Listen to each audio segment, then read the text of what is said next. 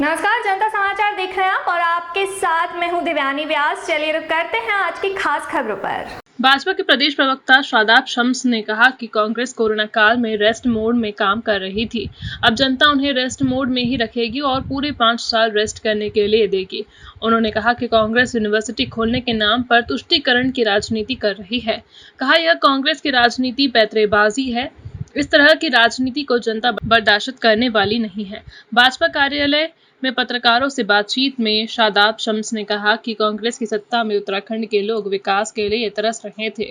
राज्य व केंद्र में भाजपा की सरकार आने पर उत्तराखंड में विकास के अभूतपूर्व एवं ऐतिहासिक काम हुए। उन्होंने कहा कि कांग्रेस ने उत्तराखंड के प्रति हमेशा सौतेला व्यवहार रखा है। यदि ऐसा व्यवहार कांग्रेस ने नहीं किया होता तो उत्तराखंड किसी स्विट्जरलैंड से कम नहीं होता।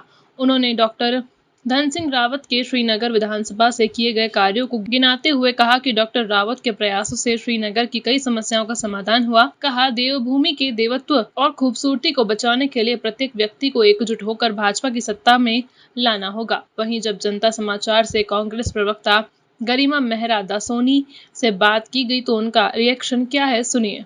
नीतियों से हारी कांग्रेस। देखिए, माना कि भारतीय जनता पार्टी इस विधानसभा चुनाव में जीत दर्ज करा चुकी हो, लेकिन भारतीय जनता पार्टी के नेताओं को और कार्यकर्ताओं को जरा होश में रहकर बात करना चाहिए।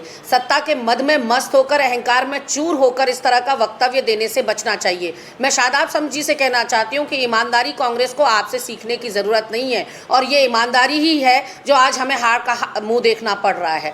वरना समीक्षा बैठक करना तो हर दल का एक रिवाज है। ये पहले से एक रीति चली आ रही है कि हार या जीत कुछ भी हो, समीक्षा बैठक होती है, कारणों का पता लगाया जाता है। हमें अपने अध्यक्ष का चयन करना है, नेता प्रतिपक्ष का चयन करना है, उसके मद्देनज़र भी ये बैठक बहुत ज़रूरी है। तो ऐसे में आप आज 15 दिन बीत जाने के बाद भी जो प्रदेश के अंदर राजनीतिक अस्थिरता का माहौल बनाए हुए हैं, प्रचंड बहुमत पाने के बाद भी जो आप एक अदद मुख्यमंत्री इस प्रदेश को नहीं दे पा रहे हैं, तो उससे आपके दल के अंदर का सिर्फ उटव्वल समझ में आ रहा है और आपकी ईमानदारी प्रदेश के प्रति कितनी है वो हमको बहुत खूब समझ में आ रहा है। मुख्यमंत्री जहां शपथ लेंगे उस जगह का चयन हो गया है। परेड ग्राउंड मैदान में नए मुख्यमंत्री शपथ लेने जा रहे हैं।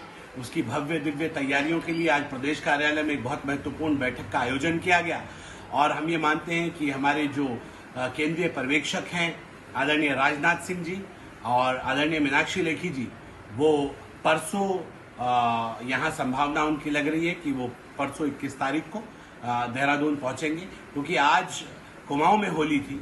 सभी विधायकों को ये संदेश जा चुका है कि आप लोग आएं। आज विधायक पहुंच भी गए, बाकी विधायक कल शाम तक पहुंच जाएंगे। तो उम्मीद की जा रही है कि परसों सब विधायकों के साथ चिंतन मंथन का दौर भी शुरू हो जाएगा। समय बहुत करीब है।